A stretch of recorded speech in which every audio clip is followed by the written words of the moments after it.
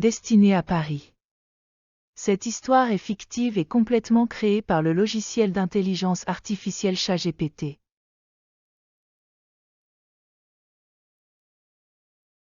Vous allez voir les demandes faites à ChatGPT et ses réponses. Remarquez que ça a pris de loin plus de temps de penser et formuler les questions que les quelques secondes pour les réponses. Certaines questions n'avaient presque pas de détails pour voir quel sera le résultat. Le texte est présenté comme tel, sans correction. Il existe parfois des fautes minimes. Le plus de fautes que vous pouvez trouver, le mieux votre niveau.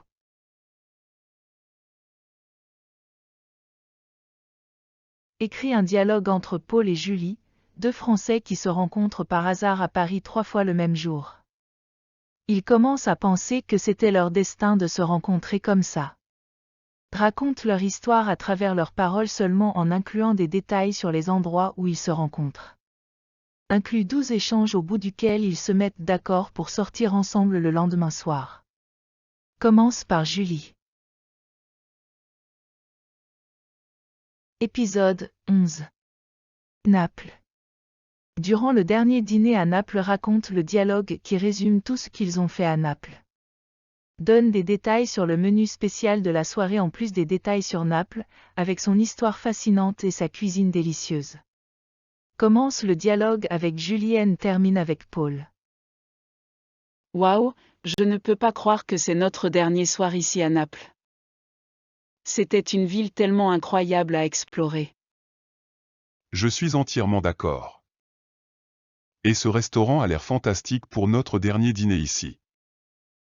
Oh oui, j'ai entendu dire que c'était un endroit vraiment spécial.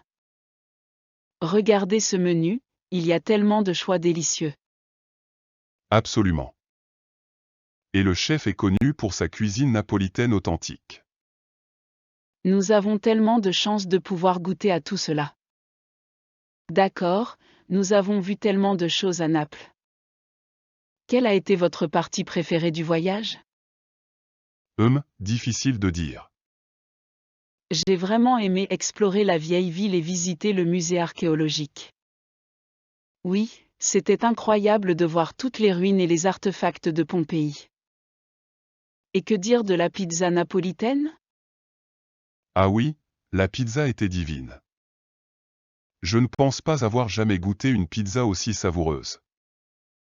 Et je ne peux pas oublier les pâtisseries napolitaines, en particulier le sfogliatelle. C'était tellement bon. Exactement. Et je pense que la visite du Castel dell'Ovo était également l'un des moments forts. L'histoire derrière ce château est fascinante. Oh, j'ai adoré cette visite aussi. Et les vues depuis le château étaient absolument à couper le souffle. C'était vraiment romantique, n'est-ce pas? Oui, absolument. Et je dois dire que cette balade en gondole que nous avons prise à Venise était tout aussi romantique. Ah oui, Venise était un rêve. La ville, les canaux, la nourriture, tout était parfait. Je suis tellement heureuse que nous ayons pris le temps de faire cette excursion.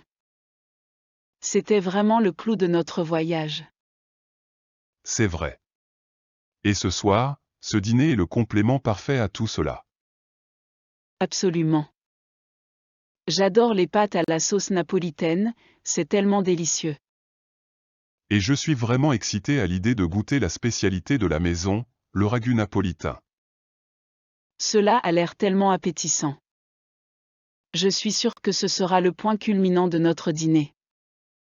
Je suis tellement heureux d'avoir partagé ce voyage avec toi, Julie. C'était une expérience inoubliable. Je suis aussi très heureuse, Paul. Nous avons vécu tellement de moments incroyables ensemble. Je suis sûre que nous aurons beaucoup de souvenirs à chérir pour toujours. Maintenant nous allons réviser les définitions de quelques mots de vocabulaire qui sont apparus dans cette vidéo avec des exemples. C'est ChatGPT qui les a écrits. La liste des définitions qui suit couvre un grand nombre de niveaux, ce qui peut la rendre assez longue.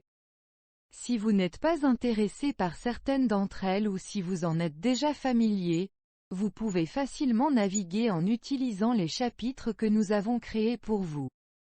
Vous trouverez les codes temporels des chapitres dans la description. Il vous suffit de cliquer sur la section qui vous intéresse pour y accéder directement.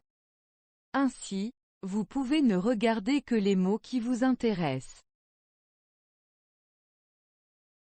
Les définitions peuvent contenir de nouveaux mots, des termes difficiles ou du français avancé. Notre intention est de vous exposer autant que possible à la langue française.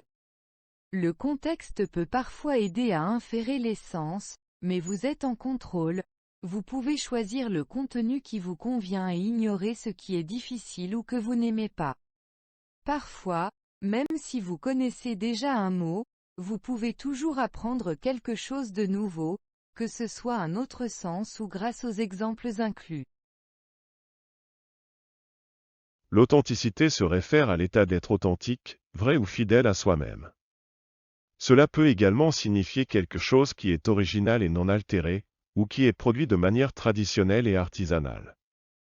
Dans un contexte culturel, l'authenticité est souvent associée à l'expérience de vivre une culture ou une tradition de manière pure et non altérée.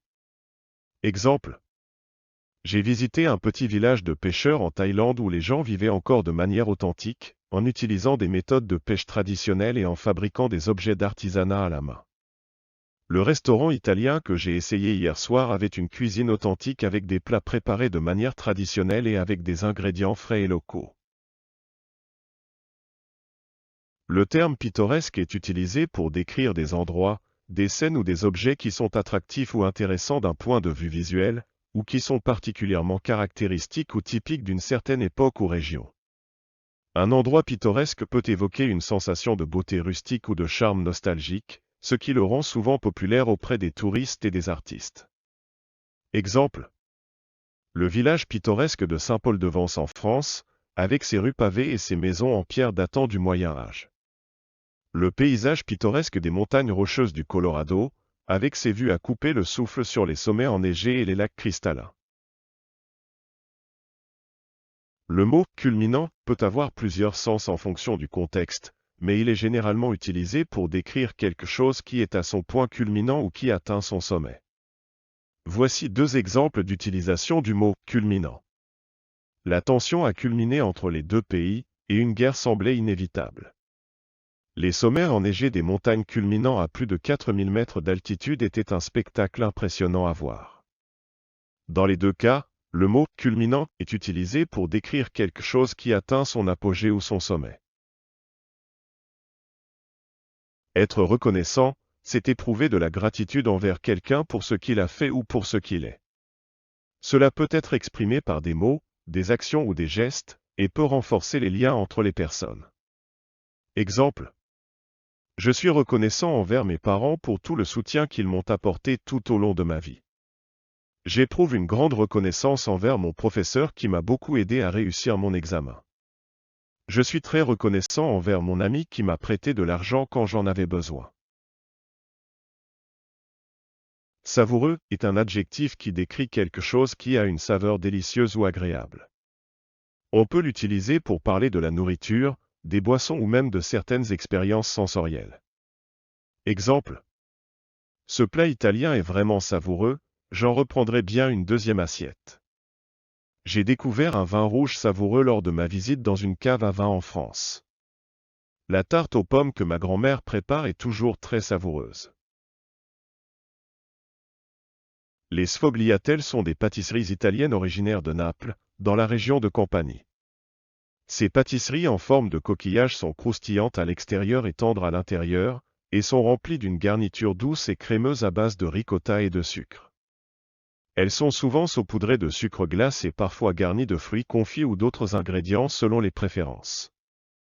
Les sfogliatelles sont considérées comme une spécialité de la pâtisserie napolitaine et sont souvent servies avec un café ou un thé après le repas. Exemple. Lors de mon dernier voyage en Italie, j'ai découvert les sfogliatelles à la ricotta dans une petite pâtisserie à Naples et j'ai immédiatement adoré leur goût croustillant et crémeux. Ma grand-mère italienne prépare souvent des sfogliatelles pour les fêtes de fin d'année, et nous aimons tous nous régaler de ces délicieuses pâtisseries traditionnelles. Une excursion est une activité de loisir qui implique une sortie organisée pour visiter un lieu ou une attraction touristique en groupe ou individuellement. Il peut s'agir d'une journée entière ou d'une demi-journée, et peut impliquer de voyager en voiture, en train, en bateau ou en avion. Les excursions peuvent être organisées par des agences de voyage ou par des particuliers. Exemple 1. Pendant ses vacances en Grèce, Marie a réservé une excursion en bateau pour visiter l'île de Santorin. Exemple 2. Le club de randonnée organise une excursion dans les montagnes le week-end prochain. L'expression « le clou de » est utilisée pour désigner le point culminant, le moment le plus important ou le plus excitant d'une situation ou d'un événement. Elle est souvent utilisée pour parler d'un élément clé d'un spectacle, d'un voyage, d'un projet ou d'une expérience. Par exemple, le clou de notre voyage en Thaïlande était la visite du temple de Borobudur. Le clou de la soirée était le spectacle de feux d'artifice à la fin. Le clou du projet était la présentation finale devant les investisseurs. L'expression peut également être utilisée dans un contexte plus métaphorique pour désigner un moment décisif ou crucial d'une situation. Par exemple, le clou de la négociation était la décision finale du client. Que pensez-vous de l'histoire de ChatGPT? Qu'est-ce que vous avez trouvé d'étrange ou de faux? Avez-vous des idées pour les prochains épisodes? Laissez vos commentaires ci-dessous.